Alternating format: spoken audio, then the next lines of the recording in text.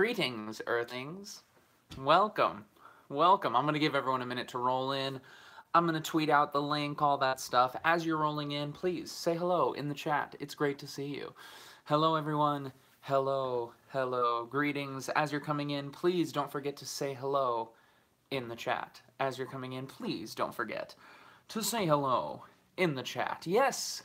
Friends are coming. Welcome, welcome, welcome. Yes, as you're coming in, say hello in the chat. And why don't you, in addition to that, in addition to saying hello in the chat, why don't you give me your favorite color? Favorite color. Say hello in the chat along with your favorite color. Hook me up. I'm just tweeting out, sending out the link to a bunch of people so that everyone knows that we are live, y'all. We are live. Yes, Allie, mint green. Yes, Allie, be specific. Be specific about it. Yes, JJ, Caribbean blue. You better. You better be specific. Yeah, better be. All right, I'm just tweeting out this link, sending it out on Facebook. If you want to do me a favor and tweet out the link as well, put it on Instagram, let people know that we are indeed live. We're going to be live for the next 30 minutes or so, answering all those questions. All righty. Hold on, just sending out this link. Make sure, as you're rolling in, say hello in the chat along with what is your favorite color. What is your favorite color? All right, here we go. Just grabbing this link. Gonna put it on Facebook. Monday AMA is live now. I don't even know why I'm acting like a crazy person. Anyway, wine is your favorite color? That's an interesting one. Let's see, what else? What else? Sea breeze, that's a good one. Maroon, I like that color. Alexa says, thanks for the Unbound info. Super excited about the program opportunity. Favorite color is orange. Yes, Unbound. Shouts to Unbound. Such a friend of the channel. I love Unbound. Y'all should check them out if you haven't yet. If you don't know, now you know. Let's see, dark green and dark purple. Specific. I love the specificity. Oh, so good, everyone. Well, welcome, everybody. I am so glad you're here. For those of you who don't know, my name is John, and this is our Monday AMA. Many of you know that I've been trying out some new stuff on this channel, specifically doing a lot more live streaming, which I've really been enjoying. But I've had sort of this thought or idea.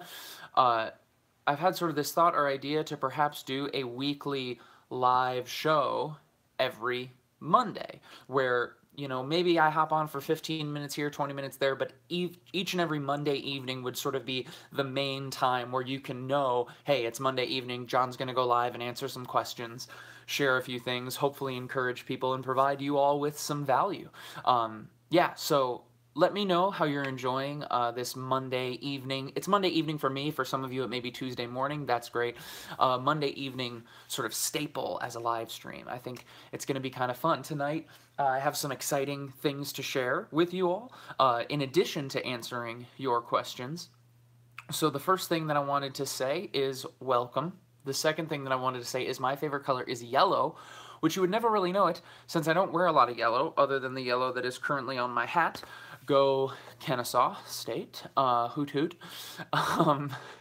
However, I don't wear a lot of yellow. I don't wear a lot of bright colors. I wear a lot of black, a lot of blue. Many of you know this. But I love yellow. It's my favorite color. All right, then the third thing I want you to know is that tonight, while we are here, the Super Chat option is available. The Super Chat feature is available for many of you. For those of you who don't know, right under where you would type something in the chat, right under where it says say something, there's a little dollar symbol. And what that is it is a Super Chat, which is available in many, many countries. And what a Super Chat is it is a way for you to give $1, $2, $5, $20, $100, however you feel led. You give a certain amount of money, and what that does is it highlights your comment in the chat, so that I'm able to see your question. I will guarantee to answer every single question that is a Super Chat question. And if I miss one, please call me out on it. So it makes sure that I see your question and see your comment. But more than that, it is a great way for you to help support this ministry financially. If you believe in what I'm trying to do on this platform called YouTube, if you believe in trying to share the gospel message on this platform, then really, just by giving $2, that's an incredible way for you to support. In addition to that, each and every person who does a super chat tonight will be entered in for a chance to win these 2 books. These are my 2 books. I have 3 books. These are 2 of those 3. Authentic Love, which was my first book, and then The Lesson in Everything, which is my 3rd book. Every single person who gives a super chat tonight, no matter if it's $1, no matter if it's $100, you will be entered in for a chance to win a signed copy of each of these books. And so, if you feel led tonight to help support this ministry through the super chat, absolutely send $1, $2 our way, and you will be entered in for a chance to win these 2 books. All right, enough of this housekeeping stuff. Forget it. We're done with it. Let's get in. Oh, and there we go. We have our first super chat. As I was saying, we're gonna hop in and do some questions now. So our first super chat came in from, oh, I'm gonna say this wrong, Mesuarmar07. Hi, John. Been following people like you, Clayton, and Jefferson for 4 years or so.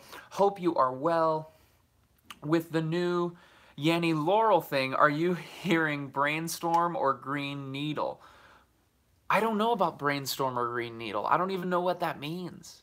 But with the Yanny and Laurel thing, which was so funny, initially I heard Yanny. Totally heard Yanny, but then I listened to it again and I just held it super close to my ear and I heard kind of both and I was able to hear Laurel the second time. So that was kind of funny. I'm just going to make sure that I get everyone's names written down for this giveaway that we're gonna do. So that's the first one. Noah Carty. Noah, how you doing, man? Good to see you. So glad you're here. Thank you for the support as always. Thank you for the super chat. If you all don't know Noah, he's an incredible creator and he is an incredible supporter of this channel. So go check him out. Check out his work. All right, checking in, working hard, trying to pass my classes in these last couple days. Can you pray for me so that I can persevere? Noah, I am always praying for you, and I know that you're continuing to work hard. We're all praying for you. And anyone who is perhaps in finals time right now or is finishing up the school year, we are praying for you. We got another one from Brett Evans. Brett Evans, thank you for the $2 super chat. You just entered yourself in for a chance to win these 2 books, The Lesson in Everything and Authentic Love. Each and every person who gives a super chat tonight entered in for an opportunity to win these 2 books. All right, and then Brett, you also had a question which I do not want to miss. Brett asks, what is your favorite Bible book?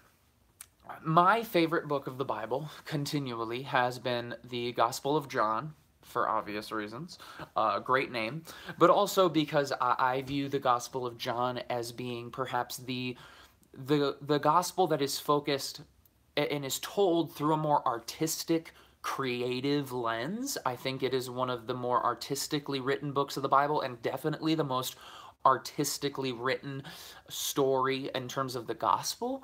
And so I love the Gospel of John because I myself, if you watch my videos, you know I'm an artist, I'm a creative person, and I love telling stories in a creative and compelling way. And so I love that the Gospel of John focuses heavily on metaphor and alliteration at times, and it's almost poetic in a way. And so I absolutely love the Gospel of John. And right now I'm actually doing a deep dive into 1 John, which has that same sort of alliteration and beauty and just so well written. I think the Apostle John, the Beloved, was such an incredible writer, and I have been really, really encouraged by his writings of late. And so the Gospel of John is my favorite book of the Bible, indeed. All right. Hey, John. So John asked, speaking of John asked, will you do any more spoken word? Absolutely. If you haven't been paying attention to the channel lately, you know that I've come out with 2 spoken word videos in the last 2 months, one being Testimony, sort of an artistic retelling of the story that God has been and continues to tell through my life. That was one. And then also just recently, I think it was even last week or 2 weeks ago, I put out a video called from Up There, which was my newest spoken word poem. Both of those are on my spoken word album, Faith Journey, and then I'm going to have another one coming out this month, in the coming month as well. So yes, yes, and yes. We got 2 more, 3 more. Wow, coming in hot. Let me just make sure that I add all of you to the list of people who are being entered in to win the giveaway tonight. Chris Carlberg, thank you so much. Esther Starlight with the $10 super chat, thank you so much. And then Jonathan Rios, my old friend. Thank you so much, Jonathan. I'm going to get to all of your questions here in just a moment. Let's start with Chris's question. John, for youth ministries, which of the Pauline letters do you recommend for an in-depth study? I'll start. Nikki Edwards, thank you so much also for the super chat. I'm going to make sure I get to all of these questions. I promise I will. Thank you, Nikki, just throwing your name in, and I'm going to get back to your question, Chris. All right, here we go. Chris's question was, for youth ministries, which of the Pauline letters do you recommend for an in-depth study? I think Romans is an incredible place to start. With Romans, we watch as Paul literally goes from the very beginnings and develops the entire case of the gospel. He develops an entire theology over the course of really even the first 8 chapters. And so I think an in-depth study of Romans, it really gives you the ABCs of everything that we believe in terms of the gospel. And if you need some help with that, or need help sort of knowing where to start with Romans, you can check out my study on Romans in A Day in the Word on ADITW. You can check that out, but I think Romans is just incredible. It's an unbelievable book. All right, next question comes from Jonathan Rios. Thank you for the $5 super chat, Jonathan. I got a dog hair coming at me. Hey, John, what things do you have in common and differ theologically with Justin Koo? That's a really good question. So Justin Koo, for those of you who don't know, is a good friend of mine. He's known on YouTube as That Christian Vlogger, the amazing, the incomparable That Christian Vlogger. And Justin and I, we are friends. We finally had the chance to meet a couple weeks ago, about a month ago. And I would say where we differ theologically on certainly on a couple things. One just being the denomination that we subscribe to. Justin is a Seventh-day Adventist, and so his belief is that the Sabbath is the 7th day of the week, which in their eyes would be a Saturday. And that's a big thing with Seventh-day Adventists. And the other thing is they're very into Advent. And that's something that I wouldn't say we necessarily disagree on theologically, other than the fact that they believe that it is on Saturday. That is when you are supposed to take the Sabbath, whereas for me, I don't necessarily subscribe to the belief that it is exactly one specific day of the week. It doesn't have to be Saturday, it doesn't have to be Sunday, but I do take the command very seriously to have a Sabbath once every 7 days. And so I guess that would be one place where we perhaps disagree a little bit. Yeah, so that's a really good question. All right, what else do we got? Here we go. Nikki Edwards. Hi, John. Thank you, Nikki, for the super chat, by the way. Hi, John. We love sewing into your ministry. That really means a lot. Our 6 cosmetology schools at Campbellsville University watch your videos during our morning devotions before class. Lives are being changed. That's amazing, Nikki. That is so cool. Nikki, you have no idea how much that encourages me. One of my favorite things that I get to hear is when people who, whether they're at colleges, whether they're in a small church, or whether they're in a high school, when they take videos that I have made and they begin to use them for their own purposes and to encourage people in their communities and share them. Like, that is incredible to me. I absolutely love that. And if anyone ever wonders whether it's okay to take one of my Bible study videos and share it in their small group, the answer is yes. I would be sad if you didn't. Please use these videos. I pray each and every day that they would be a resource for people in helping them do their ministry. So that's just amazing, Nikki. All right, so John, thank you for the super chat. You just entered yourself in for an opportunity to win the giveaway, as well as Danielle Austin with the $15 super chat. That is Amazing, Danielle. Thank you so, so much. You just entered yourself in for an opportunity to win these 2 books, Authentic Love and The Lesson in Everything. Signed copies coming to one person who is in this live stream. All you got to do is give a super chat of any amount and you will be automatically entered in for a chance to win one of these 2 books tonight. Danielle, I do want to get to your question. Love you guys and appreciate your ministry. What are your thoughts on Rob Bell and Peter Enns' type of theology? I have mixed thoughts and always appreciate your wisdom and insights. That is a great, great question. I have to be honest with you. I don't know too much about Peter Enns. I believe that's how you say it. I don't know too much about Peter Enns, and so I can't really speak to that. I am a bit more familiar with Rob Bell's teachings. I have read several Rob Bell books, and I've also listened to Rob Bell's podcast, seen him speak a few times, and so I can, I guess, speak a little bit more to what I think about Rob's theology. And one thing I will say about it is that while I don't necessarily agree with everything that Rob Bell perhaps believes or Rob Bell writes about or Rob Bell teaches about, I do think that the vast majority of people misunderstand Rob Bell, and when I say that, I believe they headline read Rob Bell. And a lot of it started back when he wrote Love Wins. Instead of actually going and reading the book and reading what it was actually saying, a lot of people just read the headline that said, Rob Bell says hell doesn't exist, or whatever it was, and they said, oh, I disagree with him, he's a pagan, whatever it was. I think there's a lot of people, and this goes far beyond Rob Bell. This goes into any sort of celebrity Christian pastor or speaker. You could say this for Joel Osteen. You could say this for Stephen Furtick. Any of the big people out there. I think far too many of us are just headline reading on these people. We're just saying, oh, this is what this news source said about this person's theology, and so I'm just going to believe that, rather than actually listening to some of their sermons, reading some of their books. And so I think far too many of us are headline reading on people rather than actually digging into what do these people actually teach. And so I guess that would be my opinion, not just on Rob Bell, but on pretty much anyone you engage with. Don't just headline read. And that goes on the positive side too. If there's people out there and they say, hey, X pastor is unbelievable, don't just decide, hey, that person is great. Like, actually dive into their teaching and test it against your interpretation of Scripture and what you believe. And so that's what I would say on it. Don't headline read on people. Instead, actually do your due diligence, do your research. I think that's so important. All right, I want to make sure I didn't miss any super chats. Okay, good. Whew, that was a fast and furious time just then. Okay, I do want to answer a few more questions here. Let's dive in. What do we got? What do we got? What do you got? This one comes in from Adaware Gaming. Says, this may be a bit off topic, but on your vlog you said you were tall, so how tall are you? That is a great question. I am 6'4", for those of you who don't know.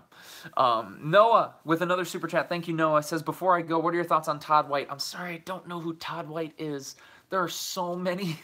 I'm assuming Todd White is like a Christian, a well-known Christian. There are just so many out there that it's sometimes hard to keep track, and maybe I am stupid for not knowing who that is, but I apologize. Before we move on with this Q&A, I do want to give one shout out. Hey, Buckets, you want to say hi? Say hi. Say hi. Buckets, where you going? Okay, see you later. Sorry about that, everybody. Just wanted to give Buckets a little screen time, so I apologize. Oh, there he is again. Yeah, big shouts to Buckets. He's pretty cool. I love him a lot. All right, let's see. All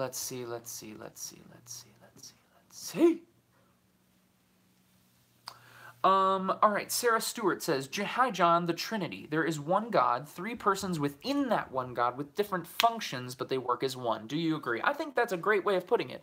I do. I think that's a great way of putting it, Sarah. I would agree with that statement. I'm not saying that both of us have the exact same idea of and beliefs on what the Trinity is, but I would agree with that statement. I think that's very accurate in terms of what I believe. Yeah, absolutely. It's a great way of putting it. Very simple, too. Yeah, all right. Nikki Edwards, again. Nikki, thank you for your super chat. Asks, are you loving your new place? So, right now, we're actually not in our new place. For those of you who don't know, Sweet Bear and I, we're in a bit of a transition right now. We sold our old place and we're actually living with her parents. I'm in their basement right now. They're watching TV upstairs. I'm trying not to be too loud. They, so they are they're watching TV upstairs, and we're living with them right now before we move into our new place, which hopefully will be happening soon. We're very excited about it. I can't wait to share it with you all. Our new space, we're going to have a home again, which is going to be awesome. But as of right now, I can't say whether we love it because it's not officially ours yet, and we haven't actually lived there yet. So that kind of makes me sad. Kind of makes me sad. Asher Stevens asks, what are your thoughts on transgender people or someone who is transgender? You know, my thoughts on it are I am not nearly educated enough. Asher, I think it's a fantastic question. I'm just not nearly educated enough, meaning I haven't met and talked to enough people who are trans. Certainly I know a few people. I've had a few conversations perhaps, but I don't have enough personal relationships and know enough people who are trans and even if I did, I'm not sure that would entitle me to an opinion that matters. But one thing through so that's what I'll say first, and really that's I think the most important thing is that many of us have an opinion on a group of people before we actually know anyone who belongs to that group of people. And I think that's actually a very dangerous way to go about your life, to create an idea surrounding a group of people before you actually get to know people that are in that group. Now, one thing I will say in terms of the things that I have learned from my conversations with someone who is trans, and this is just one isolated incident, but I was having a conversation with someone that I know who is trans and uses different pronouns than I would, and we were having a conversation about gender and what gender is and what defines gender and all of these things. And throughout the conversation, I began to realize, oh, they, because that's the pronoun they prefer, they and I just have and I'm not saying they meaning all trans people, I'm saying they meaning this person because that's the pronoun that they, that singular person prefers. They just have a completely different definition of gender than I do. And so I think a lot of people would, in my position that have my definition of gender as sort of something that is God ordained and God chosen, would spend their time fighting against this person when actually they're operating from two completely separate and independent interpretations and understandings of the word. So you think you're fighting over the same topic, but you're actually fighting over completely different things. And so that is one experience that I have had in a conversation with somebody who's trans, is that realizing, wait, we just have a completely different definition of what gender is. And when we began to understand that, we actually had a much more fruitful conversation. And that doesn't happen without patience and seeking to understand someone else's point of view first. And I'm a big advocate for that. It's a great question, Asher. Great question, and I never want to dodge tough questions on here.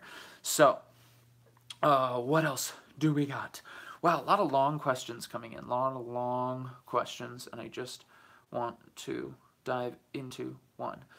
Devin asks, what is your favorite Bible translation and why? So I go back and forth between NIV and ESV. I personally like the ESV the best. I just like the way it is written. I like the way the language sounds. I like the word choices a lot. When I've been doing more and more looking at the original Greek and original Hebrew, and time again, I find that the translations to the ESV, I just love the word choices. However, the NIV, I'm finding as I go places and as I teach and as I make videos, the NIV is so much more, what is the right word? The NIV, it's a little bit more accessible for a lot of people. It's not such big language, flowery language. It's a little more quotidian language, if you will. And so I absolutely sort of just move my way in between the two a lot. I would say when I speak or when I'm creating content, biblically based content, I'll probably use NIV. But when I'm doing my personal study and devotion, I usually do the ESV. And then I almost always reference the ESV. I really love it. I really do. All right, what else do we got, girl? Hook me up. All right, I do want to make sure everybody knows, for those of you who are perhaps just joining us, welcome. This is an AMA, which means Ask Me Anything. I am here to answer any of your questions. The Super Chat feature is available for everyone who gives a Super Chat. You enter yourself in tonight for an opportunity to win a signed copy of both of these books, Authentic Love and The Lesson in Everything, both written by me. Just a $1 super chat, $2, $5, $10 helps support this ministry and enters you in for an opportunity to win these 2 books tonight. So, if you feel so led, please give in the super chat. All right, back to some questions. What do we got? Let's see. Sarah Lopez says, what would you say to someone who wants to commit suicide? What I would say to someone who wants to commit suicide is I would listen to them and I would be there for them. And I would do everything that I could to make sure that that person got help, got professional help, got the help that they needed. I think we have a moral, a spiritual, a human-to-human obligation that if there is someone who really is having suicidal thoughts, and not even thoughts, but knows that they're going to take action on it, we need to engage with that. We absolutely need to engage with that. We need to engage with that person and listen to them and be there for them and be there with them, make sure they don't actually take that action. But at the same time, know that unless you are a licensed therapist or a licensed counselor or, unless you have the proper qualifications, you are not the person who is going to deal with that situation alone. So while you might be the first responder, you also have a responsibility to make sure that that person gets the help that they need. And maybe that's talking to their parent, and maybe they're going to hate you for a second, but you are at that point when their life is in danger. It is about doing what is best for that person. And so I think you have to have the courage to reach out and help that person get the help that they need. Let's see what else we have. There's a lot of questions, y'all. I'm so sorry if I'm not getting to yours specifically. There are just a lot of questions out there, and I want to make sure that I'm giving each question that I do choose its fair shot. All right, let's see.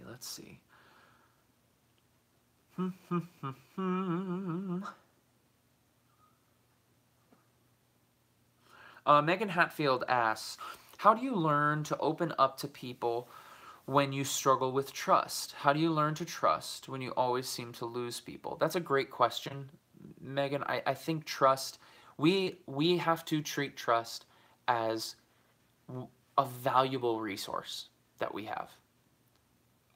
I personally don't give out my trust very liberally. I don't just give trust to anybody. To a certain extent, you kind of have to earn my trust. The Bible doesn't teach us trust all people. Doesn't say that. We are called to love people. We are called to love our brothers and sisters, but we are not called to trust everyone. People don't have to earn our love, just like we don't have to earn God's love, but people do have to earn my trust, which means that they have shown themselves time and time and time and time again to be faithful. Time and time and time and time again to be trustworthy, to be worthy of that trust. And so I think of it in terms of, if my trust is $100, I don't give someone all $100 in the first time I meet them. I give them maybe 5 cents at first. And I see how they do with those 5 cents. And if they prove trustworthy with that tiny fraction of my trust, then I'll give them a little more next time. And a little more, and a little more, and a little more. And trust, to me, it's like building a wall with somebody. It's like building a house. And you lay 1 brick at a time. And if after you lay 5 bricks, that person kicks the wall down, guess what? Sorry, I'm going to step away. I'm not going to give you as much trust anymore. And so that's what I would say in terms of trust. You have to be very patient with people. Very, very patient with people and with yourself. So that's a great question. That's a really, really, really good question. All right, what else do we got here? I don't want to punish people who are asking questions. Let's see. Sorry, y'all. I'm just trying to make sure that I'm not missing any.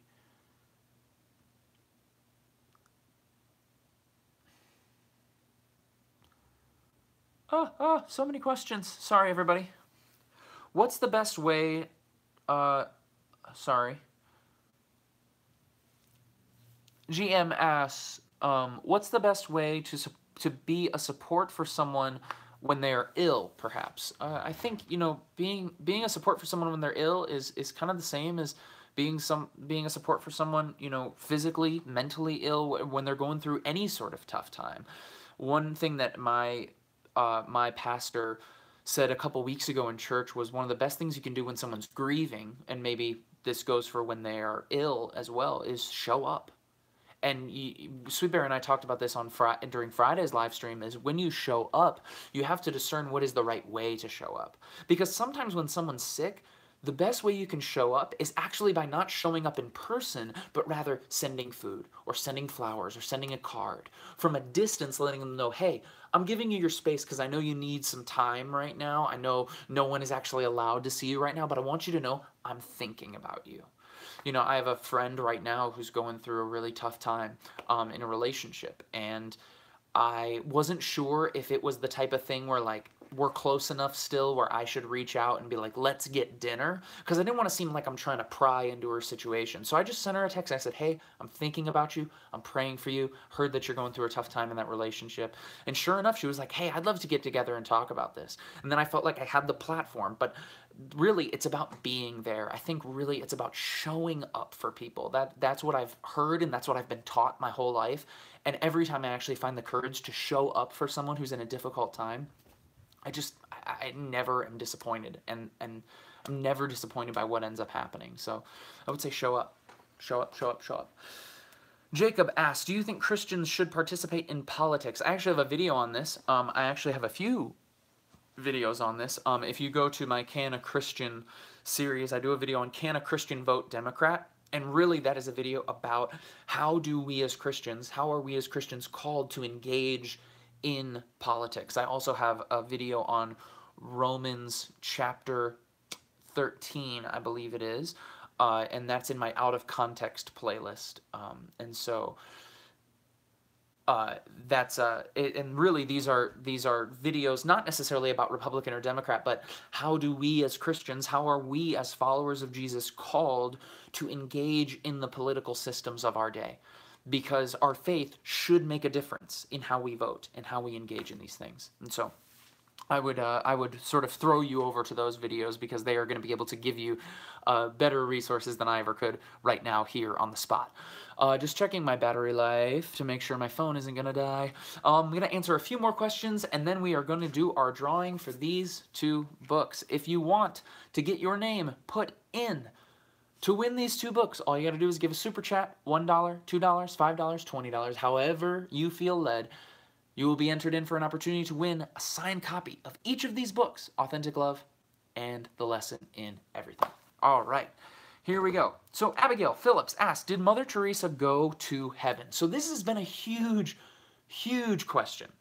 Huge question since my video that I put out last Friday. For those of you who don't know, I put out a video last Friday in my Christians You Should Know series about Mother Teresa. And one of the big questions and debates in the comments section was around, was Mother Teresa saved? And thank you. Oh my gosh. Annie Overton, my good friend, with the $5 super chat. Thank you, Annie. You are the best. I want to continue to answer this question, but I also want to value and thank Annie for her $5 super chat. Thank you, thank you, thank you, Annie. I love you. I'll see you at church. All right, back to the Mother Teresa debate. So there was this big debate over, like, was Mother Teresa saved? Because people were saying, if she holds traditional Catholic beliefs, then that means that she probably believed that we were saved by works, and therefore, does that mean that she wasn't saved or she didn't go to heaven? There was sort of a big discussion and debate going on in the comments section, and for the most part, it was pretty healthy, and so I allowed it to happen because I think it's good for us to talk about these things. And I haven't really weighed in on it yet, so I'll weigh in on it here for all of you, since you all are really, really cool people. here's what I'll say about it. I don't know whether Mother Teresa was saved or not, and there's several reasons for this. Because I don't know exactly what her specific individual beliefs are. Because yes, she was labeled as a Catholic. However, that doesn't mean that she held every single exact identical belief that the Catholic faith does. Just like if someone is Lutheran, just like if someone is Presbyterian, it doesn't mean, just because you subscribe to a certain denomination, doesn't mean you agree 100% with that denomination. If you had to, I don't think that's that's not a denomination that I would want to be part of if I had to agree 100% with them. And so that's one reason. I just don't know what exactly she specifically believes. And now, the second thing I'll say is that it's very, very, very, very dangerous, I think, to label an entire denomination and say, hey, they believe this general thing.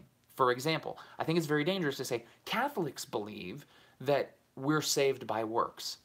That, to me, is actually a generalized, ignorant statement. Now, there may be some truth underneath it, and you may have experience with a Catholic or maybe a priest who does believe that, and there may be a reason people believe that, but to generalize an entire gigantic sect of Christianity, saying that they believe something that most people would deem theologically inaccurate, I think that is hurtful, that is dangerous, and that is downright ignorant. Now, the final thing that I'll say is, regardless of what you believe about all this, I don't see anywhere in the Bible where it says we are only saved if we have a perfect theological understanding of what being saved means. Does that make sense? I don't see anywhere where Jesus is saying you're not saved if you don't understand the theological concept of grace personally. No, but instead, it says believe in Jesus and you will be saved. Believe in the Lord Jesus and you will be saved.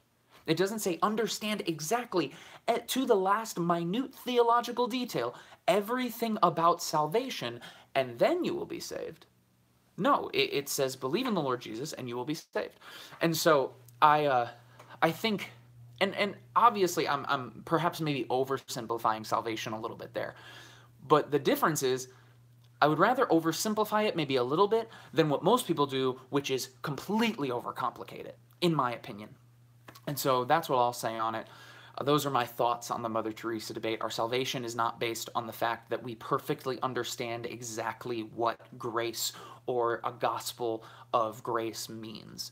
But our salvation is based on a free gift of grace that we receive through Jesus' death on the cross. All right, Daniel, my good friend Daniel. Thank you for the super chat, Daniel. I so appreciate it. Hey, John, always praying for you. So much going on with the poetry evenings. Yes, plural. We'll update you with an email. Was hoping you could pray for me as I'm getting baptized tomorrow evening. That's incredible. Can we all right now encourage Daniel in the comments section right now? Encourage Daniel. Like, that is amazing. Like, that is incredible that Daniel is getting baptized tomorrow. Like, I absolutely love that. I think that is so cool. That is so amazing. I really, really love that.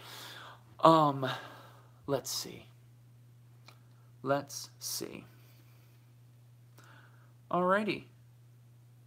Yes, so much love coming Daniel's way. All right. Friends, we're running short on time. We're running short on time for the evening. I would like to thank you all for watching.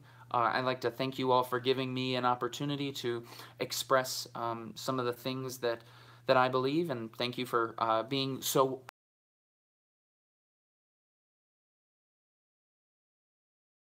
That's totally fine. I'm just so grateful that so many of you, and pretty much all of you, it seemed, just responded, even with disagreements, in a helpful and constructive way. And so I am incredibly, incredibly grateful for that. I'm incredibly grateful for this community.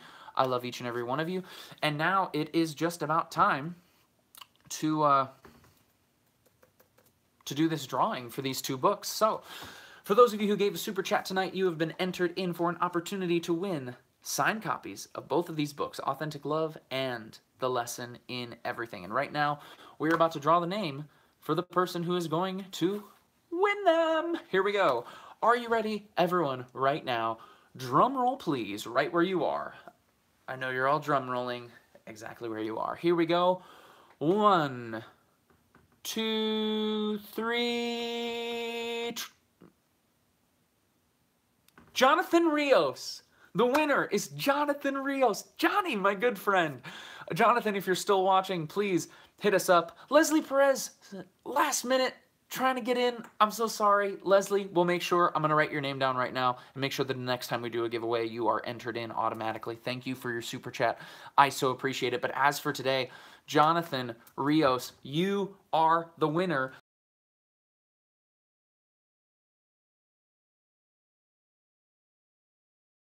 Everything. Thank you, Jonathan. Thank you for your super chat. Thank you for... Jonathan has been around. I just want to say this. Jonathan has been around for years. Like, has been commenting and sending me emails and just reaching out to me on Twitter or wherever it has been for years. He has been a longtime supporter of this ministry, and I am so... Like, it is an honor for me to send you these signed books. Jonathan, shoot me an email. Make sure you just throw...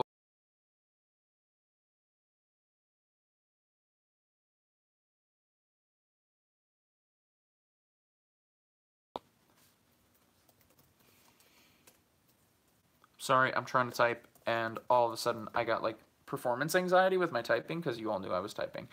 Anyway, so...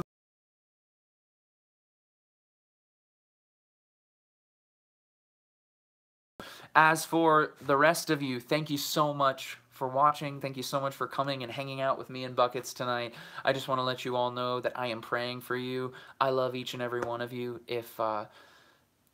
If you're interested in perhaps, you know, learning more or talking with me more, you all can definitely reach out to me via email. I love receiving emails from all of you.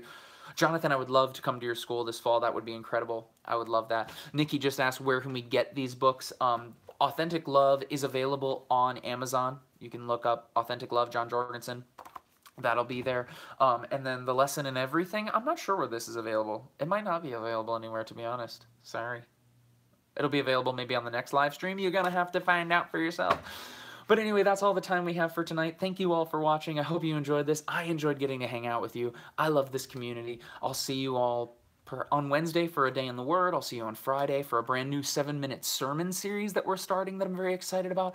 And I'll see you next Monday for another live stream. Yeah, that's all I have. I love you all. I'll see you later. Bye now.